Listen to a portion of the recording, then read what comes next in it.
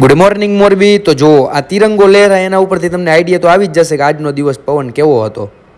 પછી તો ઓફિસ પહોંચી ગયો અને ઓફિસે પહોંચીને પહેલું કામ મારું હતું શૂટિંગ કરવાનું. તો મેં અહીંયા ફાઇનલી શૂટિંગ મારું કરી લીધું. અંદર ઓફિસમાં જઈને ગણપતિ દાદાને મેં નમસ્કાર કર્યા અને અગરબત્તી કરી લીધી. પછી બપોરના ટાઈમે આપણે મિત્ર સાથે બહાર નીકળી ગયા અને અહીંયા આપણે કામ ઉપરની થોડીક ચર્ચા ચાલુ હતી. ચર્ચા કરવામાં ટાઈમ તો જાજો નીકળી ગયો, ખબર જ ન રહે. અને આપણે ટાઈમ નીકળી ગયો એટલે જવું તું જમવા માટે તો નીકળી ગયા. પછી પહોંચી ગયો ચામુંડા ડેરીએ. તમને ખબર જ હશે આપણા બ્લોગમાં આવે છે આ ભાઈ બહુ શરમાય તોય મેં શૂટિંગ લઈ લીધું. આગળનો વિડીયો તમે બ્લોગની અંદર જઈને જોવો કેવાક શરમાય છે. પછી પાછા આપણે કોમ્પ્લેક્સમાં આવી ગયા ચાય નગરી.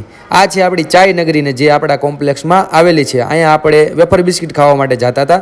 તો વેફર બિસ્કિટ આપણે ખાઈને પછી ઉપર આવી ગયા ઓફિસમાં. અહીંયા હું મારું ઓનલાઈન બિઝનેસનું વર્ક કરું છું. જો તમારે પણ મારી સાથે પાર્ટ ટાઈમમાં બિઝનેસ કરવો હોય તો જાઓ ફટાફટ કમેન્ટની અંદર તમે બિઝનેસ લખો, હું તમને ગાઈડ કરીશ. પછી તો બાપા સીતારામ ચોકે આપણે આવી ગયા અને અહીંયા થોડીક વાર બેઠા બેઠા આપણે શૂટિંગ લઈ લીધું. કેવું શૂટિંગ આવ્યું, શૂટિંગ સારું લાગ્યું હોય તો આપણો બ્લોગને લાઈક કરજો. પછી તો અહીંયા જોયું ત્યાં અહીંયા તો ફૂલ બાકા જીકી બોલતી હતી. આ બે બાતતા હતા કારણ કે મેચમાંથી 2-4 રૂપિયા કે 2-4 પૈસા એમને મળવાના છે. મને તો એવું લાગતું હતું જોઈને. પછી પાછા આપણે આવી ગયા બાલાજી નાસ્તા હાઉસમાં અને અહીંયા આપણને થોડીક લાગી હતી ભૂખ એટલે આપણે થોડુંક ભરેલું તીખું ખાઈ લીધું. અને આ છે આપણે બાલાજી નાસ્તા હાઉસ. તો અહીંયા આપણે નાસ્તો કરી લીધો. પછી સાંજના ટાઈમે ભાઈની સાથે આપણે નીકળી ગયા ઘરે.